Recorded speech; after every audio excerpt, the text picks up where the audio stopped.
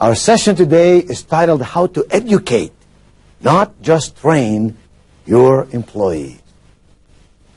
In this session, we'll talk about the difference between education and training, how you need to do both, and we'll discuss the important steps that you need to consider to implement a solid program in your company. Every organization has people, and people must be developed if they are to do a good job.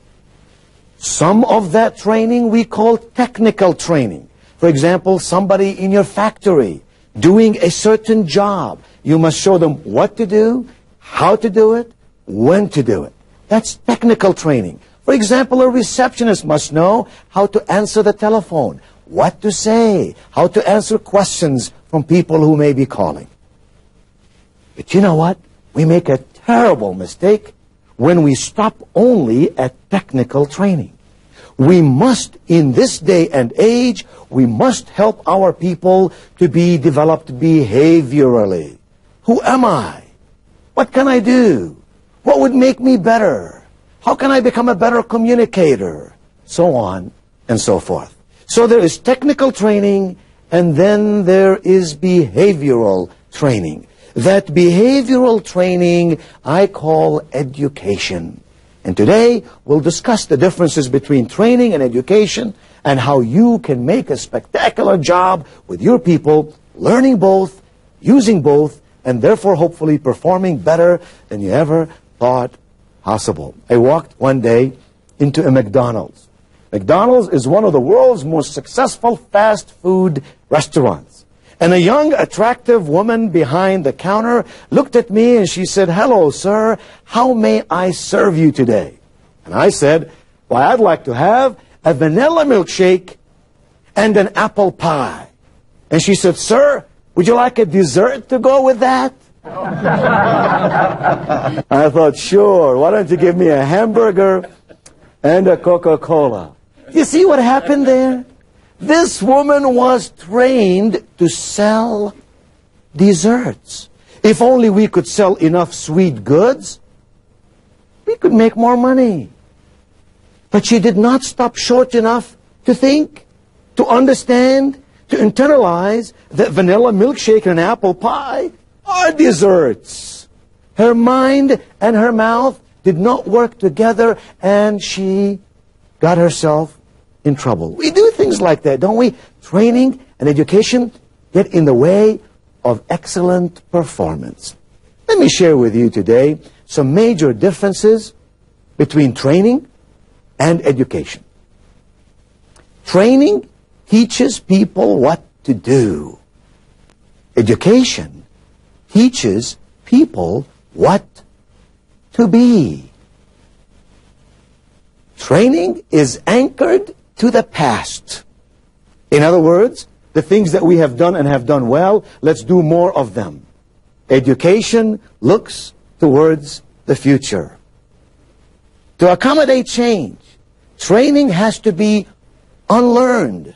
You must take this human being and you must make sure that they forget about all these things they have done in the past. And then teach them something new. Education can build upon the past. In education, you can go from the known to the unknown.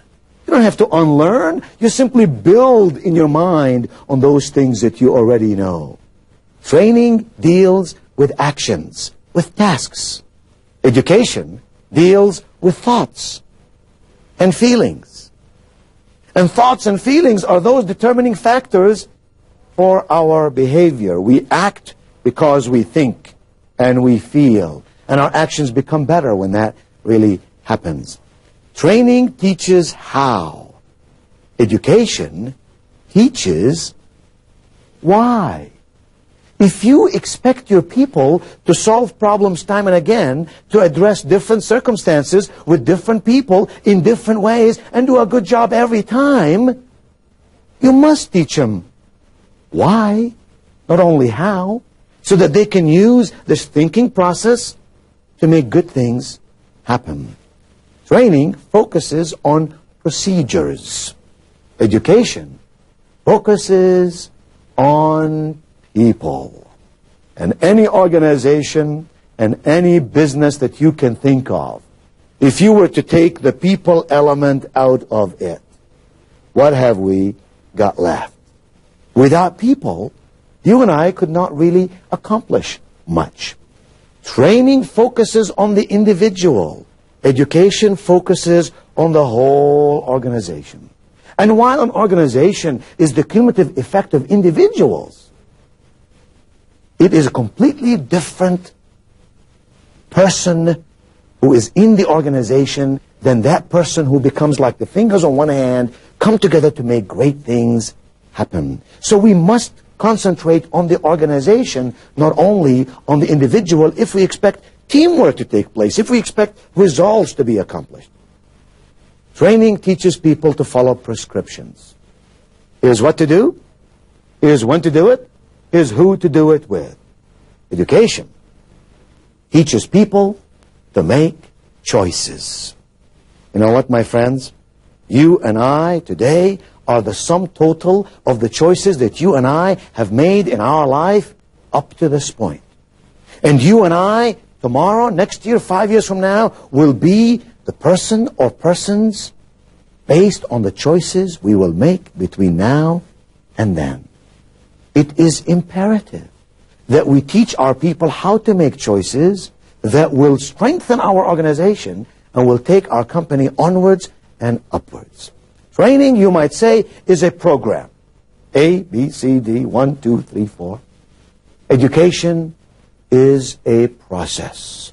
It is a journey. It is a way of thinking. It is the development of a mindset. Now, if we were to put together in your organization an educational program, that is to say training of technical matter and education of behavioral matter, what are some pillars, what are some principles, what are some foundations that you must pay attention to make sure that things are done properly? I'd like to share with you 3 of those. Here's the first one. Number 1, integrated learning process. Integrated learning process. In other words, in your company, in your business, when you attempt to train somebody, to educate somebody, you must make sure that everything that you say and everything that you do is integrated. It all comes together. Let me share with you an example. Some companies, for example, will educate and train their salespeople on how to sell. But then they forget to bring the sales manager into this educational process and say, let us tell you what we have just taught your salespeople in your region. So here's what happens. We train this salesperson, and then we take the salesperson, put him back out in the field, and the salesperson goes back to the same environment from which he or she had come. The sales manager does not know the material that the salesperson learned, and therefore cannot carry it out in a functional way, in a real way in life. To really be integrated is to ensure that all layers of people who work together receive the same kind of education.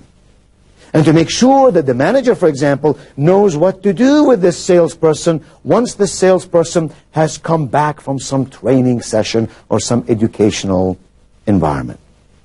So first, we must make sure that we have an integrated learning process.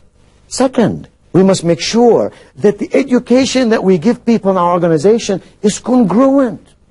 You know what happens in so many organizations, which absolutely surprises me and baffles me, is that we tell people certain things. In fact, we teach people certain things.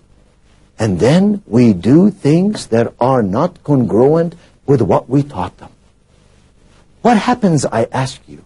What happens to a person who works for you or with you who goes to a seminar or a class and listens and learns some very significant information that could change his or her behavior, and then they come back to the same environment where they were in the first place, and they find that in that environment, things are done differently. Do you honestly believe that this learned person is going to take this information and change the environment? You know what most of us do? Most of us will fall right back into the trap of what is. I'll do what my boss wants me to do. I'll do whatever the environment requires of me, because that's the safest way to do it. A principle about human beings might be this, that most people would rather be comfortable than be excellent. Most of us would rather be comfortable than be excellent. And if we would rather be comfortable, we would rather be what? Trained. Remember, training is a mechanical process. But to be educated, you ask me to go beyond the glass ceiling. You ask me to sort of stretch, become better, give more, do more, think in a wider spectrum. And that is more difficult for people to do. So organizations that truly want to change behavior, achieve more, are organizations that must ensure that the environment, the policies, the procedures, the behaviors of bosses, for example, are congruent with the ideas and the content and the material that people hear and learn. And the third very important foundation is to ensure that when we give people education and training, we develop the whole person. Now, to take the example of the salesperson again. Generally speaking, when you want to develop and train a salesperson, what do you want to do? You want to teach them some skills about selling. How to prospect, how to sell, how to overcome objections, how to close the sale, how to follow up, all of which are very valuable principles for selling skills. But might that really develop that salesperson completely? No. Why? Because if that salesperson is to become a superb salesperson, he or she must first also know other areas that actually affect their behavior. For example, we have to enable the salesperson to learn how to communicate, how to speak, how to listen, how to observe, how to write. We must, of course, help that salesperson to learn some issues about his or her own behavior, personal and professional development, you might argue. And then also help them understand some ideas about selling. So the training and education must appeal to the whole person if we are truly to achieve lasting results. I'd like in the next few moments to share with you 10 steps, 10 significant steps that if you were to follow them in your company or your department or your office with your own group of 4 or 5 or all of the employees in your company, your 100 or 1,000 or 3,000 employees. If you would follow these 10 steps, you will be able to put together a very congruent, a very integrated, a very solid educational program that will enable your organization to grow and become better and to get more from your people while they are loving it. Here they are. Step number 1. If you are to structure a successful educational program, you must, number 1, first and foremost, you must seek the commitment of top management. My dear friends, in 25 years of consulting with some of the finest organizations around the world, I can tell you without a shadow of a doubt, I can tell you thoroughly and completely that if the boss or bosses, if the president or the board, if the division chairman or whomever you may be reporting to is not committed to the process of developing people, just about the time you get yourself going in this process, they will do something to cut it short or to take funding away from it or to not allow you to follow through with it the way you had envisioned. You must get the commitment of the people at the top. Step number 2, it's called assessment. You must then assess the needs of the people in our organization. Who are they? What do they need? How can I help them become better? What ideas may be very valuable for them? What are their strengths? What are their weaknesses? What would turn them on? What would entice them and motivate them to become better? What are the things that are keeping them from becoming excellent? What are the things, if they were to have these ideas, they will truly become wonderful performers? What are those things? You might call this needs analysis. What are the needs in our organization? So first, commitment, then assessment. Thirdly, conceptualization. Now let us conceptualize together what this educational and training program might look like. What are the subjects we're going to cover? On what topics? Who are the people who are going to be involved in these topics? Step number 4, structuring. You now are in a position to structure literally that program that you want to offer. For example, you might say, I want to bring this group together once a month. We're going to put them in a class, on-site or off-site. We want to put them in groups of 8 or 10 or 12. We're going to take one department at a time. Or we want to mingle people from various departments. Structuring means all the elements that will make the educational program take shape. It will be similar to you building a house. If you wanted to build a house, what would you do? You will conceptualize it on a blueprint, on a piece of paper. Maybe you will get an architect, an engineer to help you with that. And then you will structure it. You will say, this wall's going here, this wall's going here, a window's going here, and a door is going there, the stairs will be here, and so on and so forth. The same thing here. You structure this program in the way that it will be offered. The next step then is that you begin the creation process. Let us create it. What does this involve? Does it involve written materials? Does it involve videos? Does it involve manuals or workbooks? What is this content we're going to teach? What are the elements needed to make this content come together? And then you administer the program. You carry it out. You begin to do all these things that you've envisioned, all these things that you've talked about, all these things that you've conceptualized and created and structured. Then, my friend, this is the step that I find people constantly forgetting about. You then must reinforce that process. Just bringing people in a classroom and sharing ideas with them and expecting them to learn is incomplete. The real question becomes in the mind of the manager. What must I do after the classroom? What must I do between classrooms so that my people can understand the ideas? These ideas become a part of their instinctive behavior, and they can use these ideas over and over and over in ways that can make our organization stronger and more successful.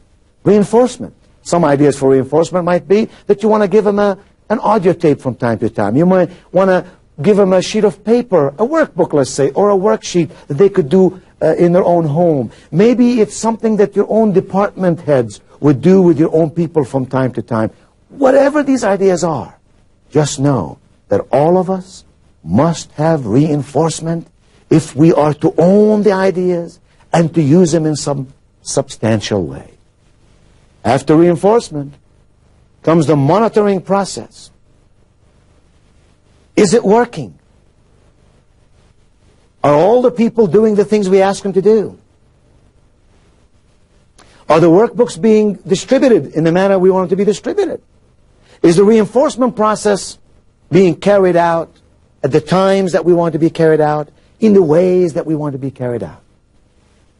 Once you monitor and you ensure that your plan, let's say building this house, the plan that the engineer and the architect have prepared, is being carried out by the construction person, by the builder, in the way that you want it to be done, then you go to the measurement process. Now let us measure to see if our ideas are working. Are our people learning the things that we want them to learn? Are they using these ideas? Why? Why not? Are we getting the results from our salespeople or our customer service people or our managers in the way that we had imagined we should be getting from them? The measurement part is so significant because the measurement part is what tells you whether or not your investment of resources, time, energy, and money were useful to you and gave you the kind of return that you had anticipated. And finally, of course, you have the improvement stage. If things are not working the way that you want them to work, what can we do to make them work better? If things are working, how can we use them over and over again so that we can repeat this process many more times? Let's review 10 steps on how you can build this significant process in your company or in any department within your company. First, commitment. Then assessment. 3 is conceptualization. 4 is structuring of the program. 5, the creation part. 6, administration, carrying it out. 7, reinforcement. What can I do to make sure my people are learning? 8, monitoring. Is everything working the way I expect it to be working? 9, measurement. Let's see if this is paying off. And 10, improvement. How can we make it better so next time we achieve even greater results? Over the years, working with a lot of companies and a lot of people, I've discovered some very interesting things. That there are really some characteristics that if you follow them, you will make for a more effective educational program. Assuming you follow those 10 steps we've talked about, assuming you do understand the differences between education and training, there are still some characteristics that if you'll follow them, great things begin to happen. Here they are. Number 1, ensure that what you are doing with your people is comprehensive. Do not deal with small parts of the development of the human being. If the reason we are doing what we're doing is to get results from our people, then we have to appeal to the whole person. So be comprehensive. By that I mean offer different content on different subjects. By that I mean involve more and more people from different departments.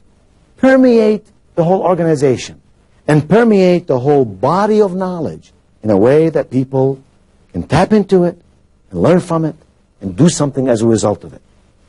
Second very important characteristic is that learning has to happen as a continuum. You and I do not learn by merely having single exposure to an idea. You and I learn by listening to the idea, internalizing the idea, using the idea, measuring the idea, improving on the idea. And so learning is not an event that you do once in a while. If you really want your people to change and become better and give you greater productivity and better performance, you must offer learning as an ongoing process. Not only comprehensive, but also as a continuing process. Third characteristic, what value is education? What value is training if there is no on-the-job application? The ideas that your people learn in the classroom must somehow be given an opportunity to be used on the job. If you don't use it, you lose it. And we must encourage our people to try a new idea. And why should they be afraid of failing? It's okay to try an idea and fail once in a while, then to never try anything new. If there's anything constant in our world, it is change. You and I must grow if we are to do good things and make better things happen. So on-the-job application then becomes very important. The fourth characteristic is what I call content equity. Content equity. Your people are asking this question. What does this material, what does this course, what do these ideas have to do with me? What do these ideas have to do with our company? If you can show me how these could be customized and tailored and applied in my world, I pay much more attention to them and I am more capable to internalize them and use them in my life. So the more you can do that says this is our company's material, this is our stuff, this applies to us, maybe it's case studies, maybe it's ideas that come really out of their life, the more personal it then becomes. And the last characteristic is this. You must have credible leadership. My friends, if you do not have credible leadership, if the individual leading the session in your business is someone that your people do not look up to as someone who is informed, experienced, outstanding in his own or her own right, then the messenger makes the message insignificant. The message may be magnificent, but the messenger messes it up. So make sure that the individuals who are sharing these ideas with your people are individuals that your employees look up to as individuals of credible background and experience. As a footnote to all this, of course, all learning, if it's going to be good and useful, must be repetitious. It must be repetitious. It is okay to learn ideas over and over again. How do you learn the language that you speak? You do it over and over and over again. How do people learn how to dance or drive a car or fly a plane? They do not learn these things at first exposure. They learn these things by doing them over and over and over again. It is okay to repeat ideas and to use them in a fashion that people say, I know this, and I'm glad that you reminded me of it so I can become better. Let us summarize what we've talked about in this session. We've said that education is important, training is important. Technical training is very significant, but behavioral training is equally significant. And you must do both if you are to get outstanding performance from your people. We must understand the differences between training and education. We must follow the steps outlined in this session if we are to have a very solid educational program that brings for you, your department, your company, and even the customers whom you serve a sense of excellence. Excellence that you can be proud of. Performance that you look up to. Productivity that makes you feel good in your journey to a profitable undertaking. So, my friends, to have this enormous productivity and performance in your company, you must follow these steps. You must do them with a continuous effort and go for it as you travel this journey towards excellence.